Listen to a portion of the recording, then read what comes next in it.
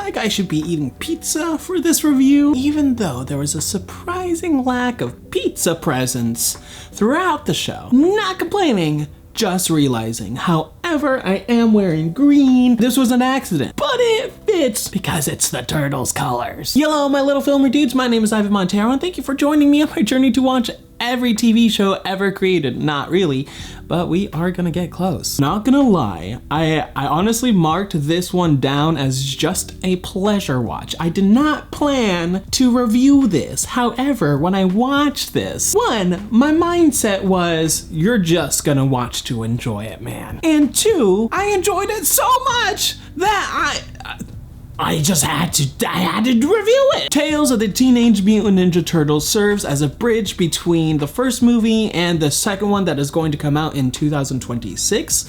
Honestly, after watching the show, I don't necessarily think you need to watch the show to understand the sequel, but it is a welcome fit for your arsenal of watched content. I really do honestly recommend this show because it is just, well, I mean, you'll hear me rave about it in a second, but I do recommend it, especially if it's a lazy day or an evening perhaps, and you absolutely have no idea what to watch. This is the show you must invest your time in. It's so much fun. You can watch it alone, you can watch it with friends, you can watch it during lunch, you can watch it during dinner, you can watch it while you're painting a house. The possibilities are endless. So who is this show for? When I first heard about a TMNT show, a streaming series, my initial reaction was, they're totally gonna ruin it. Every single time they make a show based off of a movie, they ruin it. Big Hero 6, How to Train Your Dragon, Kung Fu Panda, many times. Madagascar, also many times. I understand they're for the tinies, but it never works. However, that is not the case for this show. Quite the opposite, in fact. This show is shockingly good. I am fully shocked. I guarantee you,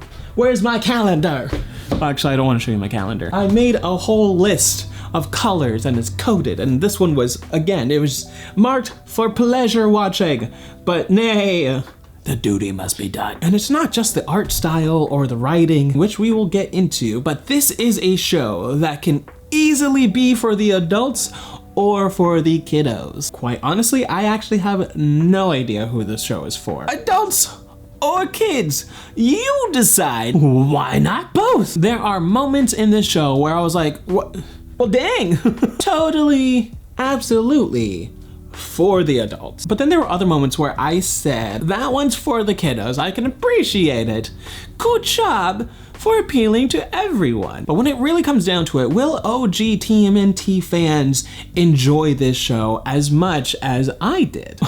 Well, that's a tough question because I'm not an OG TMNT fan. I did not grow up with the TMNT as part of my nerd arsenal. Even though they were always on my radar. I always knew who they were. I always knew which colors were which, but for some reason, they just were not a thing for me, I guess. Power Rangers were my jam. Power Rangers, Spider-Man, and mutants, X-Men mutants, not Teenage Mutant, you understand. I absolutely loved the first TMNT, the TMNT Mutant Mayhem movie. I made a review about it, you can go check that out, and it actually even made my top 10 movies of 2023. It is such an amazing film, but nobody watched it. Nobody went to go see it in the movie theaters. Granted, last year was a really weird and tough year for movies. This year as well, but the last few years have been. But 2023, nobody saw it. It's on Paramount Plus, so please watch it. It's so good. So I loved the first one, and I really liked this show. So I would say if you liked the movie, you're probably gonna like the show. And if not, then you're probably a diehard fan, and I respect that. There are other things in which you can watch, but this version of the TMNT, like I said in my review for the movie, these versions of the TMNT are for the new generation to come. If you don't jive with these, you got your very own still that you can watch at your own pleasure. But I had a very surprisingly nice time and a fun time, and it worked for me. So let's talk about the Turtles. The chemistry is still so very strong amongst the four before, even though they did not record their lines together this time. And it's mainly because a lot of the episodes are the turtles individually, and we'll talk about that in a little bit. But the actors themselves are doing a phenomenal job doing the voice work, and in fact, you often forget that these are individuals screaming into a microphone, not knowing how anything else is going to turn out, and that's incredible. And not just the turtles, everybody did a really good job in their roles. It's just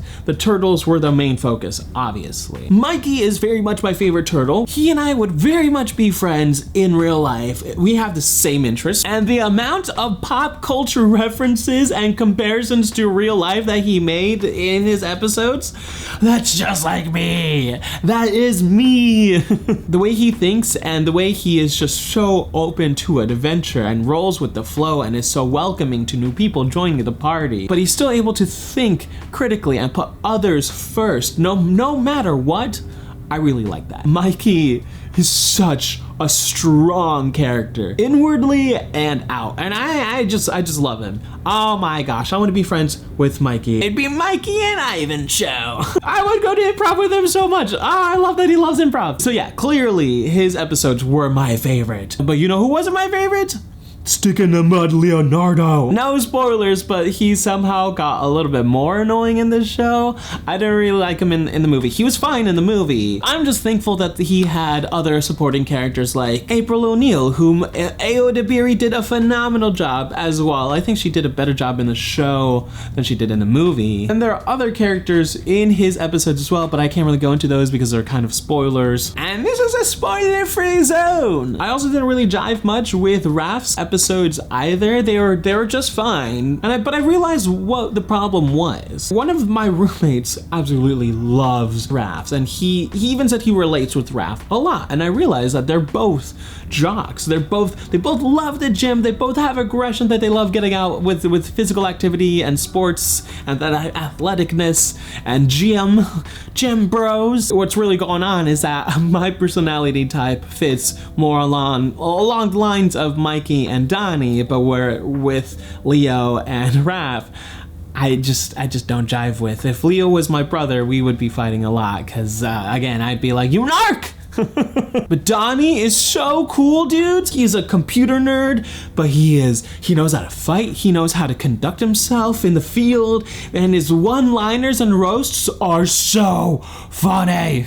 We're here to hear your best lines, man. We're here, Donnie. And he really does have some of the best one-liners. Don't want to spoil it, but it's near the end of his first episode, of his first solo episode, so I think it's episode 4. He's on the train bantering back and forth with the villain, and his final line, stupendous, what a hero line. And the confidence in the line reading, mwah. But the writing all throughout, especially with the jokes, are I would consider professional. The writing on all counts kept surprising me, and I think it was because my expectations were very low, but once again, it's so good. The one thing is the chosen format. I just wish that the turtles were together throughout the rest of the show, because what they decide to do is every turtle gets their own individual episode until we finally get to towards the end of this arc, and that's when they're together, really the final episode. It has 2 storylines. So the first 6 episodes, the first half is one storyline, and the second half, the latter 6, is another storyline. So honestly, it kind of feels like season 1 and season 2, because there are very self-contained stories. And season 2, the second half, has characters from the first one, but it's not like a major thing. It's just one of those like, hey, do you remember this character you just saw? So it really does feel like 2 seasons put together, and I don't understand. First half is phenomenal. It's so good. But the second half, it's not that it's bad, and it's not that it's not good. No, it is that. It's just, no, it's not great. It's fine. It's not great. And that's just because we're coming off of such a phenomenal first season. I keep saying first season. First half. The first villain stunning. Just everything that went down in the first half was so good. And it was such a niche thing to do because, again, I'm thinking we have 12 episodes. So I'm thinking this first 4/5 are going to be about the main characters, going to focus on them. And the rest of the season is going to be about the conflicts that arise once they're together. But that's not exactly how it was.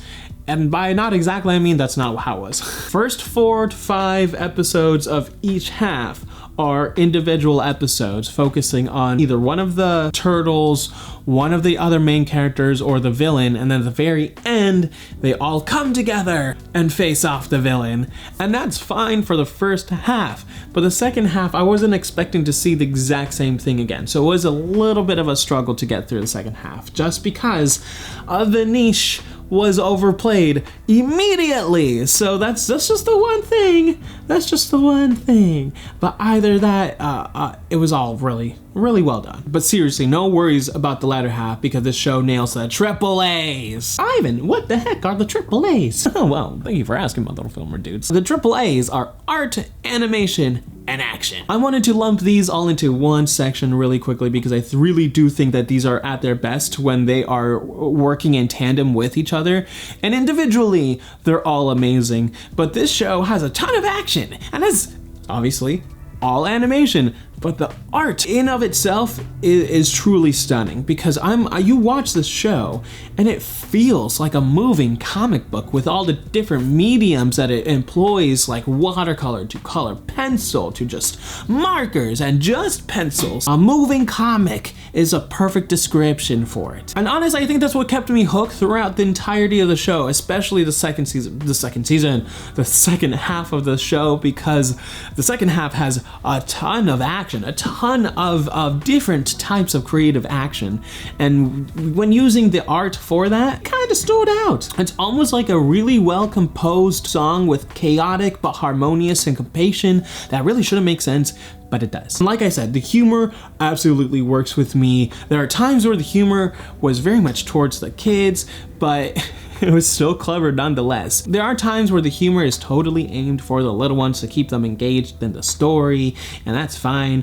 But the show has a ton of meta and dry jokes, and they managed to make me laugh out loud multiple times. The dynamic, like I said, between the four is stupendous, and the roasts that they have between each other and with the villains are sharp. They're razor sharp. It's almost innocently dry, where it's very, very dry humor, but there's absolutely no malice involved. It's very much my type of humor, and I appreciate it that it was done very, very well here. In the end, I very much enjoyed the show. Do I need a second season? Honestly, no, not necessarily. Not when I know there's a sequel on its way, and I mean, okay, honestly, doing the math, it's 1.5 years, not 2. But no, it is 2.